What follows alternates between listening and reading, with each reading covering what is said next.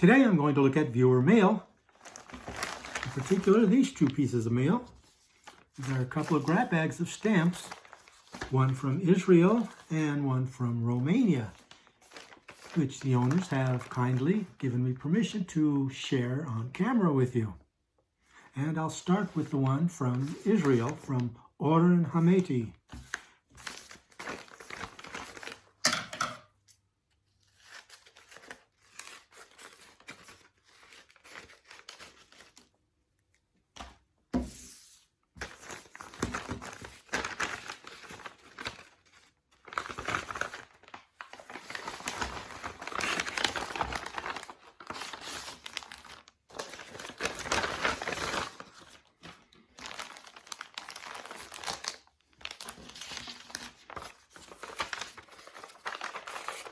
And the letter from Oren says, "Dear Ted, how are you? Following our conversation, I'm enclosing an envelope with some Israeli stamps. I really hope you find them beautiful. I would greatly appreciate if you could talk about them and show them on your channel. I'd be happy to send you more stamps from Israel, maybe older if you like, or from other countries. I really like your channel and, in general, any information about stamping. Unfortunately, this topic is quite rare on YouTube. Best wishes, Oren." All right, Oren, thank you very much, and we will indeed talk about them. I'll take them out of here and let's see what we got.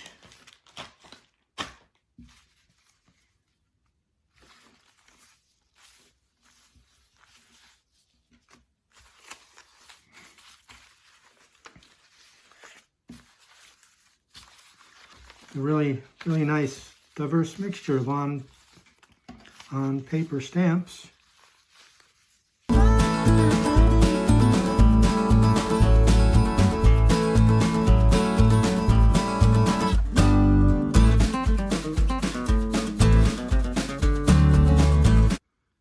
Now, this will be my first experience soaking the stamps of Israel, and like many countries, they've turned to producing self-adhesive die-cut stamps. In the U.S., the self-adhesive stamps are notoriously difficult to soak off the paper, while others, like Norway and Germany, they just slide right off after a few seconds of soaking. So before I go further, I'm going to grab a few of these and go stick them in a bowl of water and see how well they soak.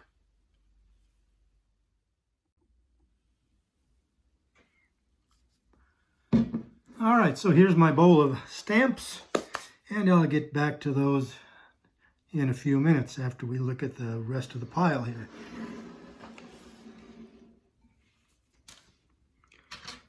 All right, so Israel's first stamps were issued in 1948, and the country has maintained a pretty reasonable new issue policy. They've averaged less than 50 stamps a year over the last 20 years. Also, like most countries, the stamps of Israel reflect the culture and the history of Israel. Here's one picturing former Prime Minister Yitzhak Shamir.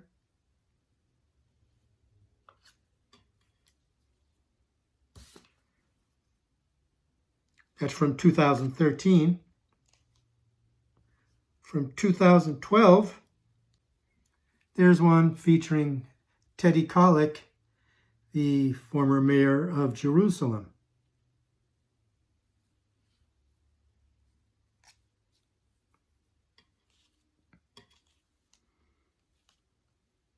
Other subjects you'll find, or which I found anyways, found the complete 3-stamp set of children's games. Hopscotch, tag,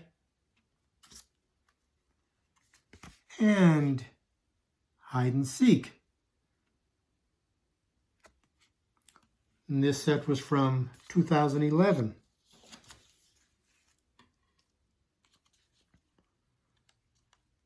From 2014, there's this set or this example from a set of automobiles made in Israel from 2014. This is the Kaiser Manhattan.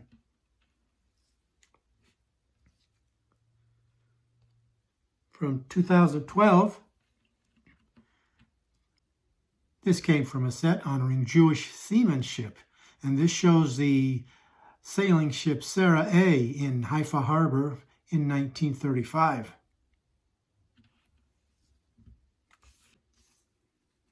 And here's one that particularly appeals to me from 2011, honoring the Israel Philharmonic Orchestra. Now, if you're familiar with the stamps of Israel, you know that on a sheet of stamps that the bottom row will have in the margin a descriptive text that relates to the stamps, and those are called tabs. Those are non-postal, just margin tabs. And for mint stamps, that is the preferable way to collect them, with the tabs attached. Now, of course, used stamps, it's far less likely to find them with tabs, as you know, people sending a letter or sending mail are just going to rip the stamp off and forget about it. They don't care about the tab.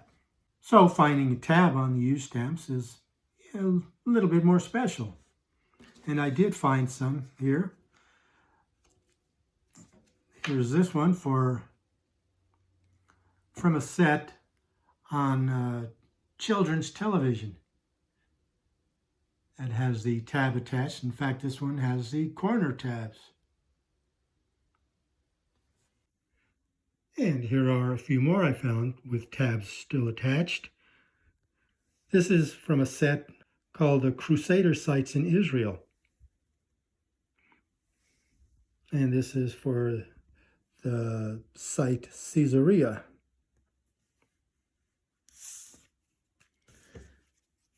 Here's another tab.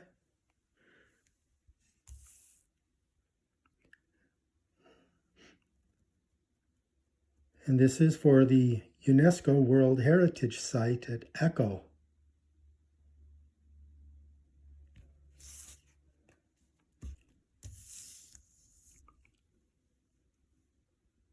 This one, about the 12 tribes of Israel, shows a gemstone, lazurite, from, where's my finger?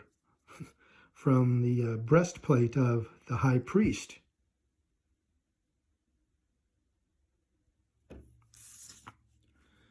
From 1992, whoops. There's this one with the tab attached. This one is reflecting back on the Dreyfus affair.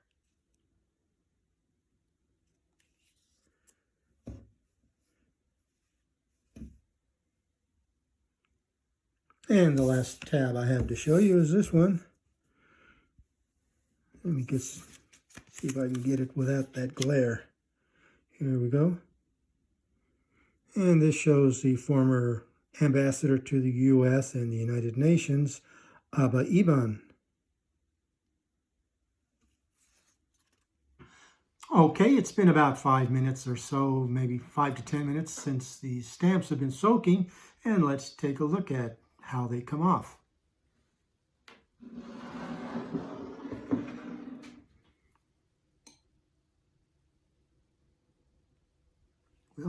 Well, this was a lick and stick stamp that just fell right off. Okay, here's a self-adhesive.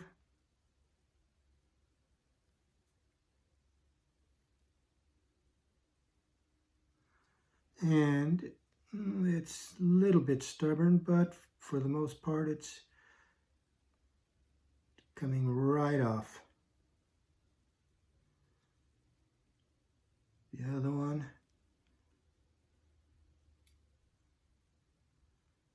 Again, it comes right off. Get rid of that trash. This was a perforated. Here's some more self-adhesives.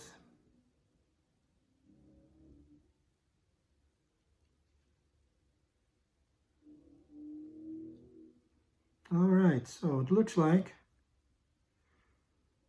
well, it looks like these all came from one set, so it's evident that if one comes off easily, the rest will. I just hope the other issues are all just as easy.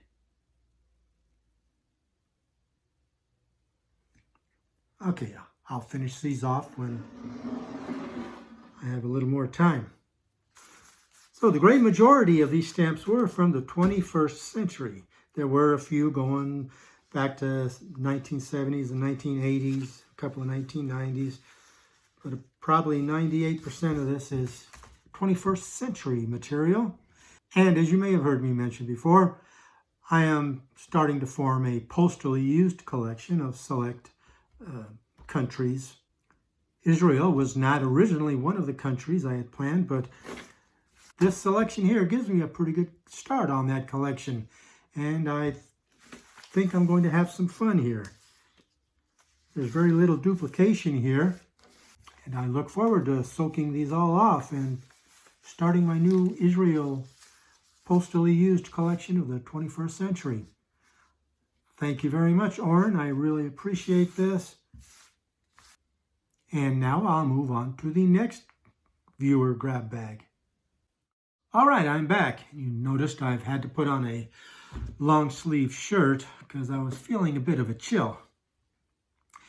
And one other note on the bowl of stamps that I was soaking, that extra few minutes that they soaked while I did the program really helped, as during the break I removed the rest of the stamps from the paper and they just slid right off. So moving on to the next grab bag. This one is from Ciprian Boanca in Romania.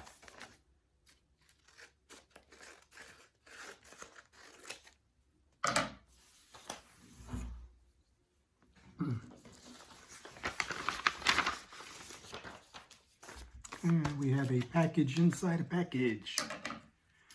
Let's hope I'm not cutting into a valuable souvenir sheet.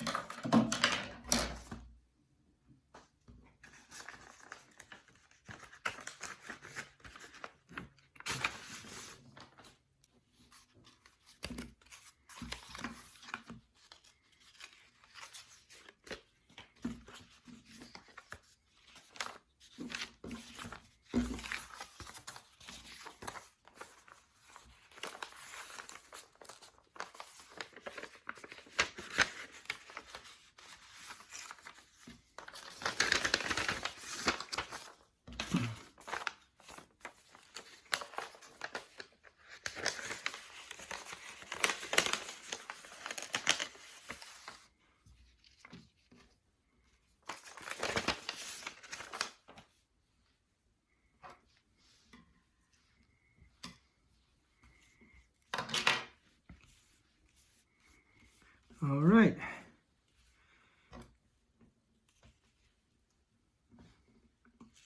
And we have a nice selection of off-paper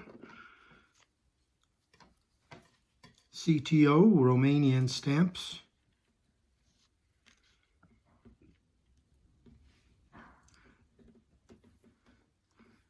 CTO, for you who are not familiar, just means that the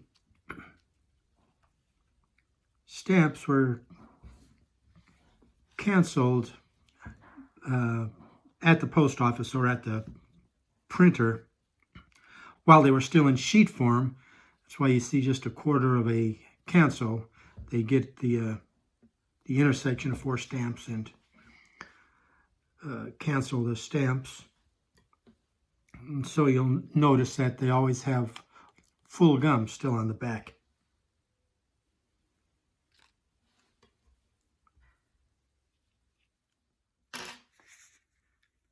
I went ahead and sorted these out and spread them out on the table so we can get a good look at what we have.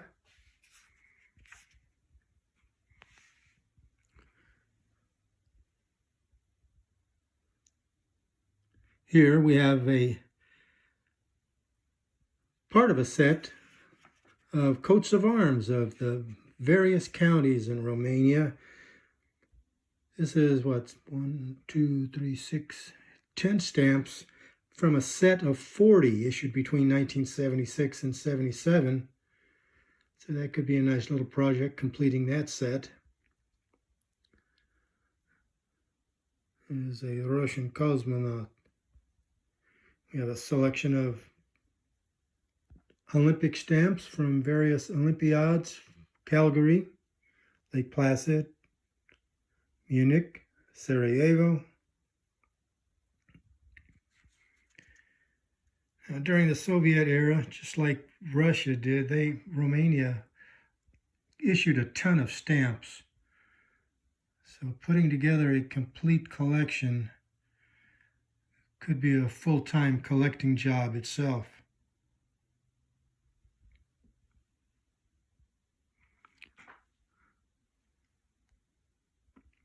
Like this set here, here's a complete set of folk costumes. I always enjoy seeing folk costume sets from various countries.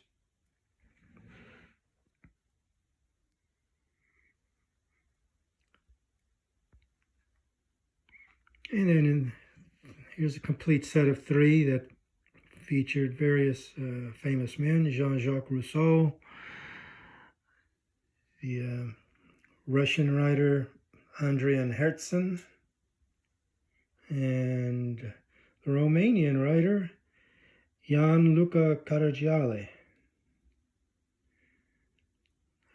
I like these stamps because the Herzen and Caragiale will go into my fiction writers topical collection.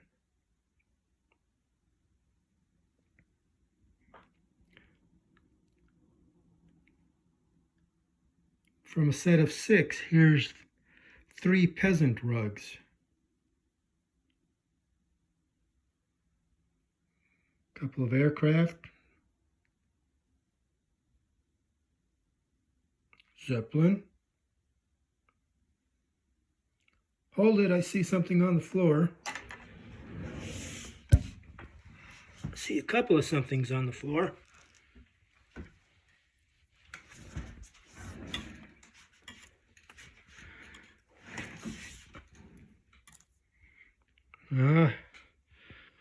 We have a tractor that belongs with this set.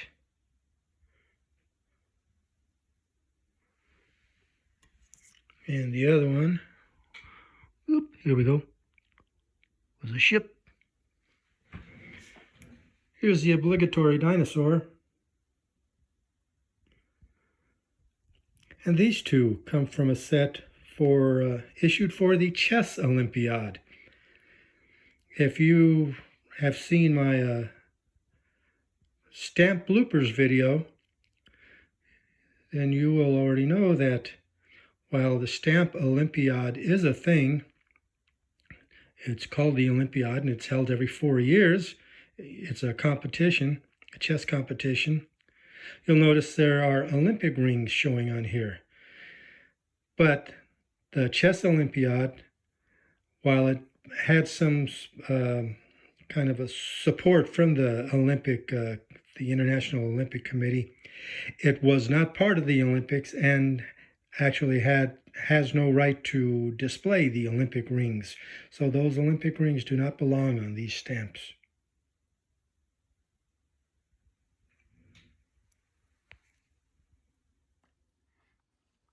So that's the stamps from Cyprian in Romania. Thank you, Cyprian. I really appreciate that. I just enjoy seeing the stamps of other collectors. That's the great thing about this stamp collecting hobby. It just brings people from all over the world together as one. And I know that just sounds so kumbaya, doesn't it? But it's true. Then there's just one more thing I want to talk about real quick. In Oren's letter, he mentioned how it's hard to find philatelic content on YouTube. So I just thought I'd go over a few channels that you might be interested in if you don't already know them. The first one is, of course, the 800-pound rhinoceros in the room, exploring stamps with Graham Beck. Another one is called Bob Collects Stamps. Bob also has a podcast which you can listen to if YouTube's not handy at the moment, like when you're driving. Another podcaster with a YouTube channel is Russ Romano with his channel Looking at Stamps. And from Sri Lanka comes Stamps with Sara. Give her channel a look. And then an upcoming YouTube channel, which you can see right now. He has a couple of preview videos up. And also a podcaster is Philatelics. So there's a few more YouTube resources for you. I hope you enjoy them. But one more site is called the Digital Philatelist.com. It's a clearinghouse of all the digital content on the www, and it's run by James Gavin in Australia. So if you'll excuse me now, I have some stamps to soak and to put away, and I'll see you in the next video where I will be doing actually another unboxing. So until next time, this is Ted the Talking Stamp Collector, wishing you all happy stamping.